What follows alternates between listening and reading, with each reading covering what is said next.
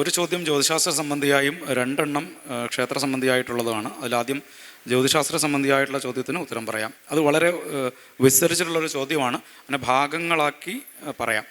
ചോദ്യം എങ്ങനെയായിരുന്നു? ജ്യോതിശാസ്ത്രത്തിൽ ഭക്തി, കർമ്മം, യോഗം തുടങ്ങിയവയ്ക്ക് വലിയ പ്രാധാന്യം കൊടുത്തു കാണുന്നില്ല.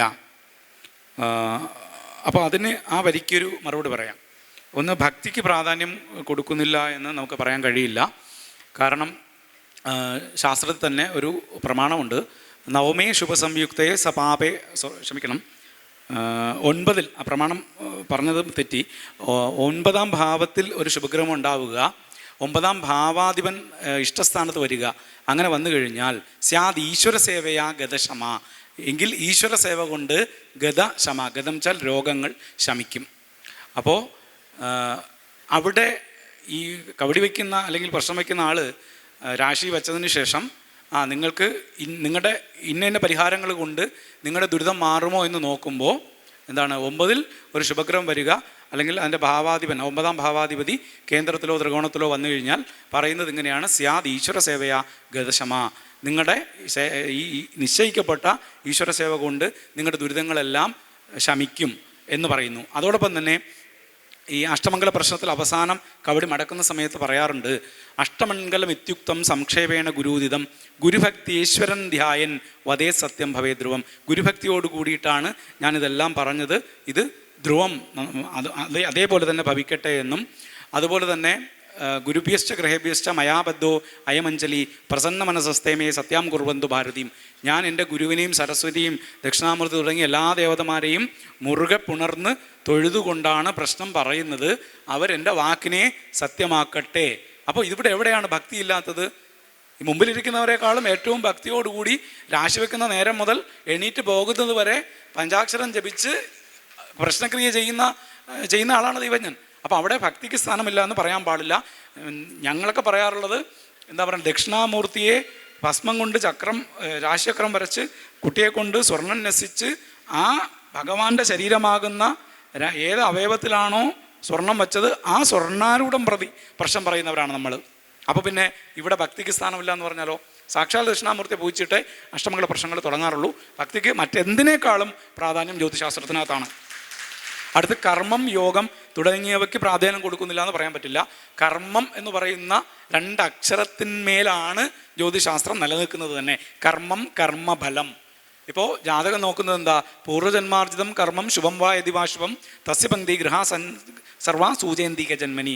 മുജന്മത്തിലെ കർമ്മദുരിതങ്ങളിൽ ഏതേത് കർമ്മങ്ങളാണ് നിങ്ങൾ ഇപ്പോൾ അനുഭവിക്കുന്നത് എന്നറിയാനാണ് ജാതകം നോക്കുന്നത്. പ്രശ്നം വയ്ക്കുന്നതാകട്ടെ ഇഹജന്മത്തിലെ മറ്റേതെങ്കിലും സ്വാധീനം കൊണ്ടാണോ നിങ്ങൾക്ക് ദുരിതമുണ്ടാകുന്നതെന്ന് കണ്ടെത്താനാണ്. അപ്പോൾ അവിടെയും കർമ്മം തന്നെയാണ് ചലിപ്പിക്കുന്നത് ശാസ്ത്രത്തെ. പിന്നെയുള്ളത് യോഗം. യോഗം എന്ന് പറയുമ്പോൾ എന്താണ് ഉദ്ദേശിച്ചതെന്ന് മനസ്സിലായില്ല. എങ്കിലും സാധാരണഗതിയിലുള്ളതാണെങ്കിൽ മൂലാധാരം മുതൽ സഹസ്രാരം വരെയുള്ള യോഗ വിഷയങ്ങളെ പറ്റിയിട്ടായാലും, അല്ലെങ്കിൽ മരണാനന്തരം ഗതി കിട്ടുമോ എന്നറിയാനുള്ള പ്രശ്നചിന്ത വരെ ജ്യോതിശാസ്ത്രത്തിലുണ്ട്.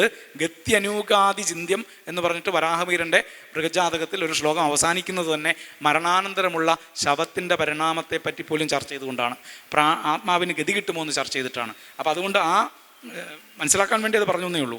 പ്രത്യേകിച്ച് ഇപ്പോൾ കാണുന്ന ജ്യോതിശാസ്ത്ര ഗണനത്തിൽ വളരെ വലിയ ഒരു ശാസ്ത്രമാണ് ജ്യോതിശാസ്ത്രം എന്നാണ് ഞാൻ അറിഞ്ഞിട്ടുള്ളത്. അത് സത്യമാണ്. എന്നാൽ ഇപ്പോൾ വളരെ ചുരുക്കം മേഖലയിൽ ഒതുങ്ങിക്കാണുന്നു. ആയത് പലപ്പോഴും പ്രവചനം ശരിയാകാതെ പോകുന്നു. വളരെ ഗഹനമായ ശാസ്ത്ര പഠനത്തിന് ഉതകുന്ന 4-5 വർഷത്തെ കോഴ്സ് തുടങ്ങേണ്ടത് അത്യാവശ്യമല്ലേ? ഓക്കെ, അത് ശരിയാണ്. ജ്യോതിശാസ്ത്രത്തിൻ്റെ ഗവേഷണങ്ങൾ ഏറ്റവും അധികം നടന്നിട്ടുള്ളത് രാജാക്കന്മാരുടെ കാലഘട്ടത്തിലാണെന്ന് പറയേണ്ടി വരും. കാരണം രാജാക്കന്മാർ അവരുടെ കൊട്ടാരത്തിലേക്ക് നവരത്നങ്ങളെന്ന് കേട്ടിട്ടുണ്ടാവും. വിക്രമാദിത്യൻ്റെ സദസ്സിൽ 9 മഹാന്മാരുണ്ടായിരുന്നു. അക്കാലഘട്ടത്തിലെ ഓരോ മേഖലയിലെയും പ്രശസ്തരായിട്ടുള്ളവരെ ക്ഷണിച്ച് അതിൻ്റെ ഗുണം ആ രാജാവ് നേടിയിട്ടുണ്ട്. കാളിദാസനാകട്ടെ, വരരുചി ആവട്ടെ, വരാഹമിഹിരൻ ജ്യോതിശാസ്ത്രത്തെ പ്രതികരിച്ച് വരാഹമിഹിരൻ ആ സദസ്സിലുണ്ടായിരുന്നു. അപ്പോൾ പറഞ്ഞു വന്നത്, ഇപ്പോൾ തിരുവിതാംകൂർ മഹാരാജാവൊക്കെയായാലും തലക്കുളത്തൂർ ഗോവിന്ദഭട്ടതിരി അടക്കം ഒരുപാട് ജ്യോതിശാസ്ത്ര പണ്ഡിതന്മാരെ കൊട്ടാരത്തിലെത്തിച്ച് അനേകം പരീക്ഷണങ്ങൾ നടത്തിയിട്ടുണ്ട്. അവരുടെ ജ്യോതിശാസ്ത്ര വൈദഗ്ധ്യത്തെ കൂർമ്മപ്പെടുത്തുന്നതിന് അല്ലെങ്കിൽ സൂക്ഷ്മപ്പെടുത്തുന്നതിന്, അതിൻ്റെ മൂർച്ച കൂട്ടുന്നതിന് രാജാക്കന്മാർ ചെയ്ത സംഭാവന മറ്റാരും ചെയ്തിട്ടില്ല. ഉദാഹരണത്തിന് മുഷ്ടിപ്രശ്നം എന്ന് പറയും. രാജാവ് ഒരു വസ്തു കയ്യിൽ ഒളിപ്പിച്ച് വെച്ചിട്ട് ആ സദസ്സിലെ ദൈവജ്ഞനെ വിളിച്ചിട്ട് ചോദിക്കും, എൻ്റെ കയ്യിൽ എന്താണെന്ന് ചോദിക്കും. അപ്പോൾ കവടിയൊന്നും കയ്യിൽ കാണില്ല. ആ സമയത്തെ ഉദയലഗ്നം ഗണിച്ചിട്ട്, നവാംശകം അങ്ങനെയുള്ള കാര്യങ്ങളൊക്കെ ഗണിച്ചിട്ട് കയ്യിലുള്ളത് എന്താണെന്നും അതിൻ്റെ നിറം എന്താണെന്നും അങ്ങനെ അനേകം കാര്യങ്ങൾ രാജാക്കന്മാർ, എന്തിനേറെ പറയുന്നു, ഭോജന പ്രശ്നം. അകത്ത് ആഹാരം കഴിച്ച് പുറത്തു വന്നിട്ട് ജ്യോത്സ്യനെ വിളിച്ചിട്ട് ചോദിക്കും, ഞാൻ എന്താ കഴിച്ചത്, എന്താണ് സേചനദ്രവ്യം, എന്താണ് ഉപദംശം, എൻ്റെ കൂടെ കഴിച്ചത് ആരൊക്കെ, എന്തായിരുന്നു ഭക്ഷണം കഴിച്ച സമയത്ത് ചർച്ച ചെയ്തത്. ഇത് ഇന്നും കണ്ടുപിടിക്കാൻ നമുക്ക് കഴിയും. അതിൻ്റെ ഗവേഷണമൊന്നും വലുതായിട്ട് നടത്തണ്ട. പ്രശ്നമാർഗം എന്ന് പറഞ്ഞ് കിട്ടുന്ന, നമുക്ക് കടയിൽ കിട്ടുന്നൊരു പുസ്തകമുണ്ട്. അതിൽ തന്നെ അതിൻ്റെ പ്രമാണങ്ങളും അർത്ഥവും കൊടുത്തിട്ടുണ്ട്. അത് വെച്ച് ഇന്നും ആർക്കും കൈകാര്യം ചെയ്യാം. അങ്ങനെ ഭോജന പ്രശ്നം, സന്താന പ്രശ്നം, വിവാഹ പ്രശ്നം, അങ്ങനെ 10, 15, 20 ഐറ്റത്വം വ്യത്യസ്തമായിട്ടുള്ള പ്രശ്നത്തെപ്പറ്റി തന്നെ പ്രശ്നമാർഗം എന്ന ഒറ്റ ഗ്രന്ഥത്തിൽ പറയുന്നു. അപ്പം പിഴവ് പറ്റിയത് എന്താണെന്ന് ചോദിച്ചു കഴിഞ്ഞാൽ നമ്മളുടെ ഒരു 50, 100 വർഷത്തിന് മുമ്പാണ് പിഴച്ചത്. കാരണം ഗവേഷണം അവിടെ നിന്നു. രാജാക്കന്മാരെ പ്രൊമോട്ട് ചെയ്തതിനപ്പുറം പിന്നീട് പ്രത്യേകിച്ചൊരു ഗവേഷണം നടന്നില്ല. ഇപ്പോഴൊക്കെ സർവകലാശാലകളിലൊക്കെ പേരിനുള്ള ഗവേഷണങ്ങളെ നടക്കുന്നുള്ളൂ. ഇപ്പോൾ നമ്മുടെ സംസ്കൃത സർവകലാശാലകളടക്കം കോഴ്സുകൾ നടത്തുന്നുണ്ട്. BA MA ഒക്കെ കോഴ്സ് നടത്തുന്നുണ്ട്. എങ്കിലും ഈ ചില ഗ്രന്ഥങ്ങൾ, ചില പ്രകരണങ്ങൾ പഠിപ്പിക്കുന്നു എന്നതിനപ്പുറം അതിൻ്റെ എങ്ങനെയാണത് അപ്ലൈ ചെയ്യുന്നത് എന്നുള്ളതിനെ പറ്റിയിട്ട് കാര്യമായിട്ടൊന്നും പറയുന്നില്ല എന്നുള്ളതാണ്. അപ്പോൾ അതുകൊണ്ട് ഒരു കോഴ്സ് നന്നായിട്ട് പുതിയതൊന്ന് തുടങ്ങുന്നത്, അതായത് കൃത്യമായ പ്രായോഗിക പരിജ്ഞാനം കൂടി കിട്ടുന്ന വിധത്തിലുള്ള കോഴ്സ് തുടങ്ങുന്നത് നല്ലത് തന്നെ. അടുത്ത ചോദ്യം, ക്ഷേത്രകാര്യങ്ങൾക്ക് വേണ്ടി ഉപയോഗിക്കുന്ന ധനം എത്തരത്തിലുള്ളതായിരിക്കണം?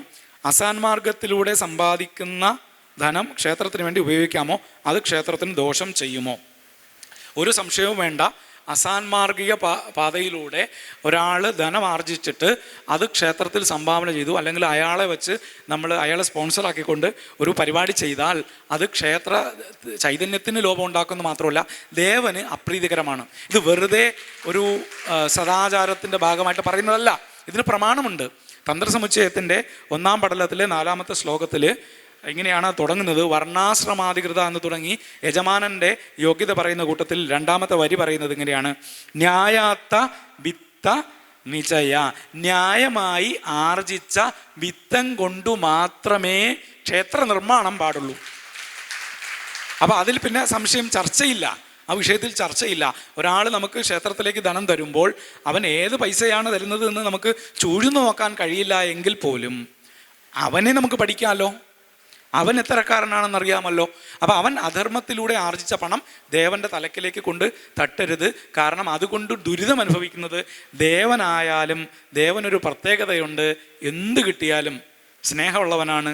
ആർക്കേ തരൂ? നമുക്കേ തരൂ. അപ്പോൾ ദേവനൊരു ദുരിതം കിട്ടിക്കഴിഞ്ഞാൽ അത് ദേവജനേശ്വയോജയിൽ അത് നിങ്ങളിലേക്ക് തരും. അതിനകത്ത് ഒരു സംശയവും വേണ്ട. അതുകൊണ്ട് അവൻ്റെ ദുരിതം വാങ്ങി പുള്ളിയുടെ കൈ കൊടുത്ത് പുള്ളിയുടെ കയ്യിൽ നിന്ന് നമ്മുടെ തലയിലേക്ക് തന്നെ നമ്മൾ വാങ്ങുകയാണ്. അത് ഒഴിവാക്കുക. അല്ലെങ്കിൽ തന്നെ സത്സംഗം എന്നല്ലേ പറഞ്ഞുള്ളൂ, അസത്സംഗം എന്ന പ്രയോഗം ഇല്ലല്ലോ. അപ്പോൾ ആ വിഷയം അവിടെ തീർന്നു. ഇനി അടുത്ത ഒരു ചോദ്യമുള്ളത്, അവസാനത്തെ ചോദ്യമാണ്. ഭഗവാൻ സർവ്വവ്യാപിയാണെന്നാണ് പറയപ്പെടുന്നതല്ല, അങ്ങനെയാണ്. ക്ഷേത്രത്തിൽ തന്നെ പോയി ഭഗവാനെ പ്രാർത്ഥിക്കുന്നതിൻ്റെ ആവശ്യകതയുണ്ടോ? നല്ല ചോദ്യമാണ്. അഗ്നിർ ദേവ ദ്വിജാതീനാം. ദ്വിജാതികൾക്ക് അഗ്നിയാണ് ദേവത. അവർക്ക് വീട്ടിലിരുന്ന് ഹോമം ചെയ്താൽ മതി. അഗ്നിഹോത്രം ചെയ്യുകയും അത്തരത്തിൽ അവർ അഗ്നിയെ യജിച്ചുകൊണ്ട് അവർക്ക് മോക്ഷം നേടാം.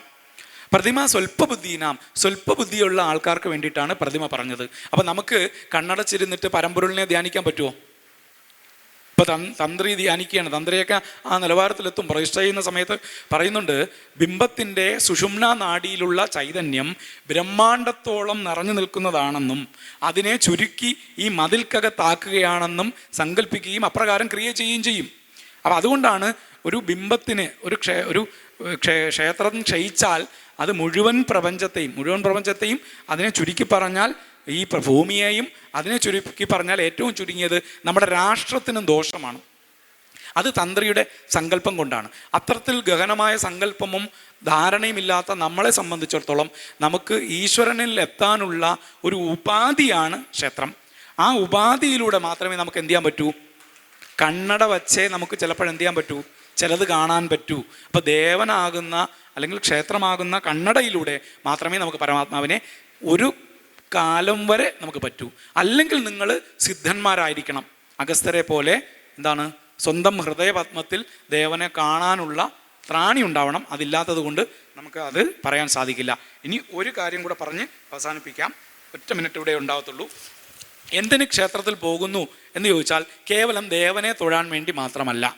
ക്ഷേത്രം എന്ന് പറയുന്നത് നമുക്ക് കുറച്ചു നേരം സ്വസ്ഥമായിട്ടിരുന്ന് ജപിക്കാനും അല്ല എങ്കിൽ ധാരാളം പ്രദക്ഷിണം ചെയ്യാനും നമസ്കരിക്കാനും ദേവനെ കൺകുളിർക്കെ കാണാനും നമ്മുടെ ഇഷ്ടം ലൗകികമായിട്ടുള്ള ഇഷ്ടങ്ങൾ നേടാനും ഒക്കെയുള്ള സങ്കേതം മാത്രമല്ല, നമുക്ക് ജ്ഞാനകാന്ഡം, നമ്മുടെ അറിവ് വർദ്ധിപ്പിക്കാൻ വേണ്ടിയിട്ടും നമ്മുടെ ഭക്തി വർദ്ധിപ്പിക്കാൻ വേണ്ടിയിട്ടുമുള്ള ചില വിഷയങ്ങൾ ക്ഷേത്രത്തിലുണ്ട്.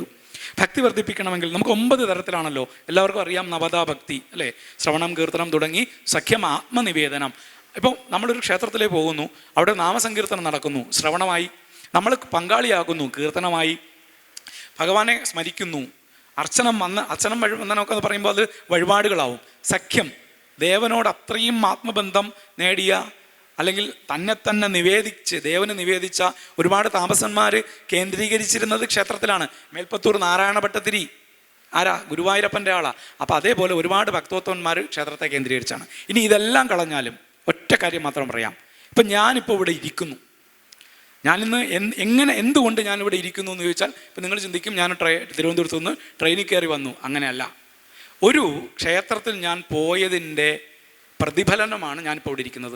എൻ്റെ 10-12 വയസ്സ് പ്രായമുള്ള സമയത്ത് കുളത്തൂർ ഭണമുഖത്ത് ദേവി ക്ഷേത്രം എന്ന് പറഞ്ഞ നമ്മുടെ ഒരു ഗ്രാമക്ഷേത്രമുണ്ട്. ആ ഗ്രാമക്ഷേത്രത്തിൽ സ്ഥിരമായിട്ട് ഞാൻ പോകുമായിരുന്നു.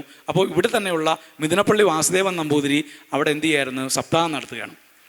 ആ പഞ്ചായത്തിലുള്ളവർ ആദ്യമായിട്ട് സംസ്കൃതം കേൾക്കുന്നത് ഈ സപ്താഹത്തിലാണ്, ഞാൻ ഉൾപ്പെടെ എല്ലാവരും. പക്ഷേ ആ സപ്താഹം 7 വർഷം 10 വർഷമൊക്കെ തുടർന്നു. മണിവർണ്ണൻ തിരുമേനിയൊക്കെ അവിടെ വായിക്കാനുണ്ടായിരുന്നു. എന്തായാലും ഞാൻ ആദ്യം വാ പൊളിച്ചിരുന്ന് കേൾക്കുന്നത് അദ്ദേഹത്തിൻ്റെ സപ്താഹമാണ്. ശരിക്കും ശ്രീകൃഷ്ണൻ എന്താണെന്നും ഭാഗവതം എന്താണെന്നും ഞാൻ അറിയുന്നത് എൻ്റെ ആ ചെറുപ്രായത്തിലാണ്. അവിടെ നിന്ന് പിന്നീട് ഞാൻ ജ്യോതിഷം പഠിക്കാൻ പോകുന്നു. അങ്ങനെ അനേകം കാര്യങ്ങൾ ജീവിതത്തിൽ ചെയ്യാൻ സാധിച്ചതിൻ്റെ ഒരു ബീജം ഉണ്ടായത് എവിടെ വെച്ചാണ്? ക്ഷേത്രത്തിൽ വെച്ചാണ്.